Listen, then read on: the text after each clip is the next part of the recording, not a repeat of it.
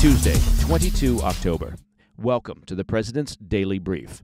I'm Mike Baker, your eyes and ears on the world stage. All right, let's get briefed.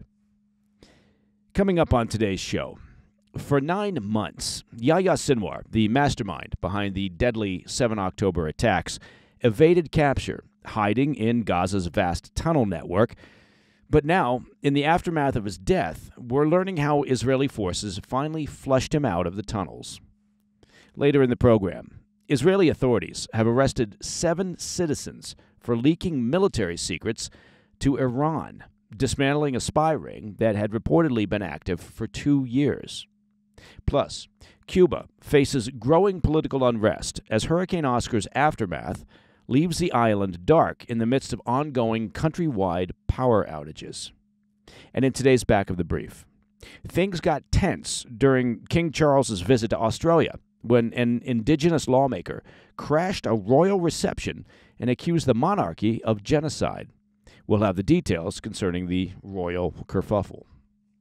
But first, today's PDB Spotlight.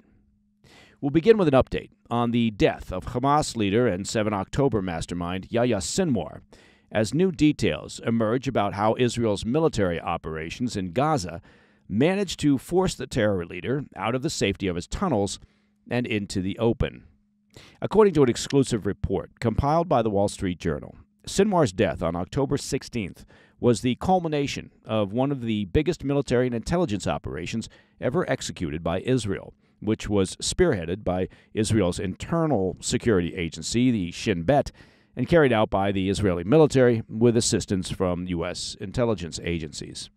Shortly after Sinwar disappeared into Hamas's labyrinth of tunnels in Gaza, following the 7 October attacks, Israeli forces began systematically searching and destroying strategic tunnel complexes in an effort to flush out the terror chief.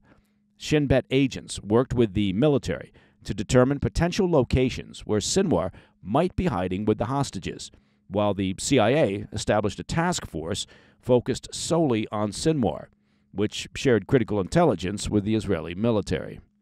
Further intelligence was gleaned from interrogations of Palestinians with ties to Hamas in Gaza, along with materials from Hamas command posts that Israel seized in the early days of the war.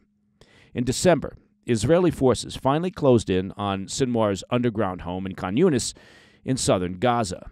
Israeli forces had to fight their way in, but eventually breached the subterranean compound. They found safes holding the equivalent of $1 million, as well as a hot cup of freshly brewed coffee, which is evidence that Sinwar fled just before IDF troops arrived. According to the Wall Street Journal's report, Israeli officials soon came to understand that some tunnels were more important to Hamas than others, as they housed underground command centers and formed links with strategic sites throughout Gaza. The IDF determined that if they could locate these critical sites, they would likely find Sinwar. Israeli forces discovered another underground Hamas stronghold in March connected to Sinwar, though the hunt for the terror leader reportedly stalled in the spring. Sinwar maneuvered around Israel's sophisticated intelligence apparatus by using rudimentary, untraceable communications that made his location difficult to pinpoint. He would reportedly use aliases and codes in his communications, which relied on relaying a mixture of written notes and audio files through a small circle of trusted confidants.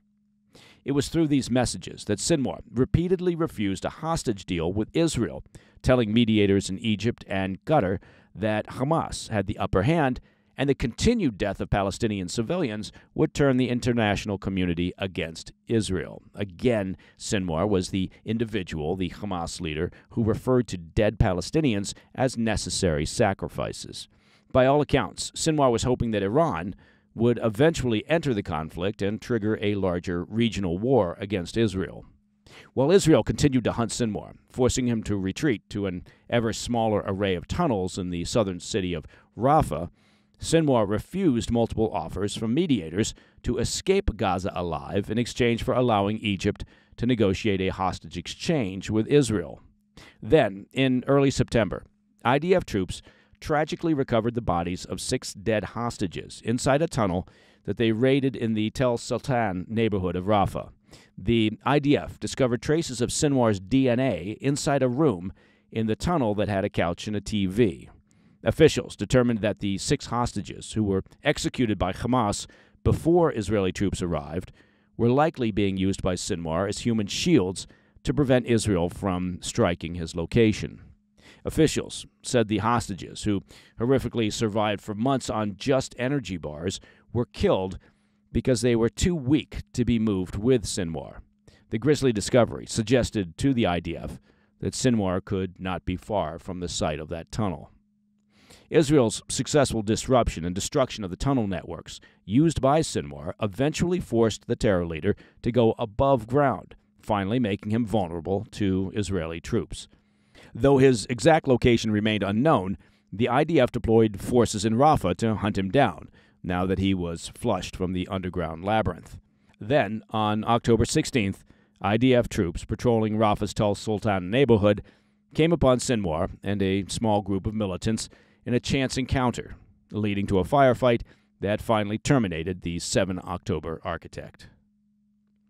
All right, coming up after the break, Israeli authorities dismantle an Iranian spy ring, and Cuba faces political unrest as Hurricane Oscar's aftermath leaves the island in an ongoing blackout.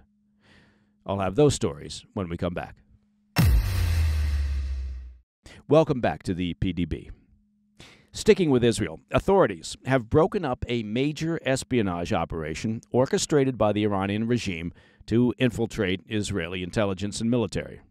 Israeli police and officials with Shin Bet revealed Monday that they recently arrested a network of Israeli citizens spying on behalf of Israel's top adversary, providing the Iranian regime with intelligence regarding key military bases and energy infrastructure.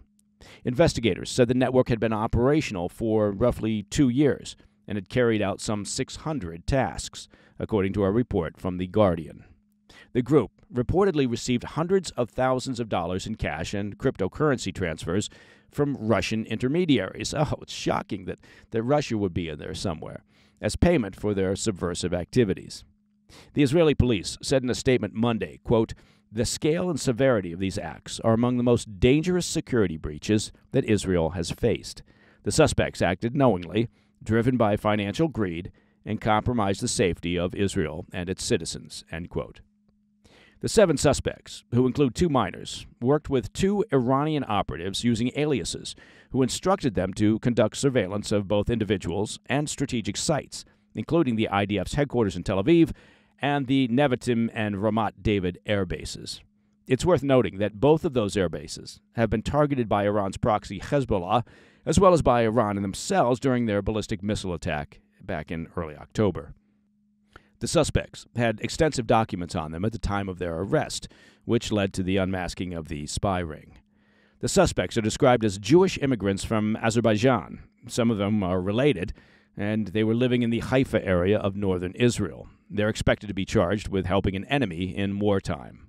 Authorities said, quote, "The network members were aware that the intelligence they provided compromised national security and could potentially aid enemy missile attacks. The network conducted extensive reconnaissance missions on IDF bases nationwide, focusing on Air Force and Navy installations, ports, Iron Dome system locations, and energy infrastructure," end quote. The revelation follows the arrest of an Israeli businessman in September who's accused of plotting with Iranian agents to assassinate Israeli Prime Minister Netanyahu, Defense Minister Yoav Gallant, or Shin Bet head Ronan Bar.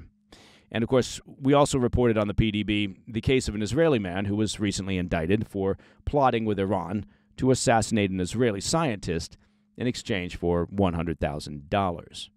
The cases underscore the internal threats facing Israel from Iran and their regional allies as they continue military operations against the Iranian-backed Hezbollah and Hamas. There's a common thread here running through all of this, if I could just figure it out. Israel's state attorney indicated Monday that there are additional cases of Iranian espionage under investigation that have yet to be publicly disclosed. Okay, turning to Cuba, where widespread blackouts have driven frustrated residents into the streets, protesting the communist government's handling of essential services. The crisis deepened as Hurricane Oscar, now a tropical storm, swept across the island's east coast, further straining Cuba's already fragile energy system. Before Category 1, Hurricane Oscar struck on Monday, Cuba's power grid was already on the brink of failure, strained by outdated infrastructure, fuel shortages, and poor maintenance. When one of the country's largest power plants failed on Friday, it plunged the island's more than 10 million residents into darkness. The situation has worsened, now entering day 5, with disconnections from the national grid, leaving Cuba on the verge of collapse. This blackout is Cuba's worst since Category 3 Hurricane Ian in 2022, when it took days to restore power. The effects of Hurricane Oscar exacerbated the crisis, causing further damage. As of Sunday, Cuba was operating on just 370 megawatts, far below the 3 gigawatts typically needed. Now, frustration has boiled over in Cuba, sparking protests across the island. In Havana's most populous neighborhood, Santo Suarez, independent media, the word independent, that's a relative term, I suppose, but independent media like the Cuban Institute for Freedom of Expression and Peace circulate videos on social media of protesters confronting authorities to the sound of clanging pots and pans, which has become the symbol of dissatisfaction with the communist government's handling of the power crisis. Well, while quaint and certainly noisy, I don't think banging pots and pans together are going to change the regime. I mean, it didn't work for the Venezuelans, who are still stuck with Maduro. Protesters, who say they also have no access to water, are blocking traffic with garbage, demanding attention. In some areas, the government cut off internet to limit the spread of demonstrations, but the move failed to stop unrest from spilling into the streets. Cuban President Miguel Diaz-Canel responded with a warning, vowing a crackdown on any, quote, vandalism or, quote, disturbing the tranquility of public order. The peaceful and idyllic tranquility of public order in a communist regime. Well, that's certainly something to aim for. In a televised meeting, Diaz-Canel reassured citizens that their concerns would be addressed, but warned that those provoking unrest would face Cuba's revolutionary laws. For background, the communist government's dissent crackdowns became a recurring theme since July 2021, when tens of thousands protested against food and medicine shortages, restricted COVID-19 measures, and blackouts, a demand that's echoed today. To quell protests, Diaz-Canel enacted emergency measures such as suspending schools and shutting down state workplaces. Now, despite his efforts, protests are growing in size and intensity.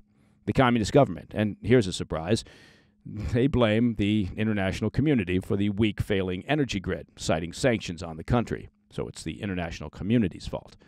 On Sunday, Cuba's energy minister offered a glimmer of hope, stating the power could be restored by Tuesday. However, the minister admitted that Hurricane Oscar's impact on power plants in the country's east will complicate recovery.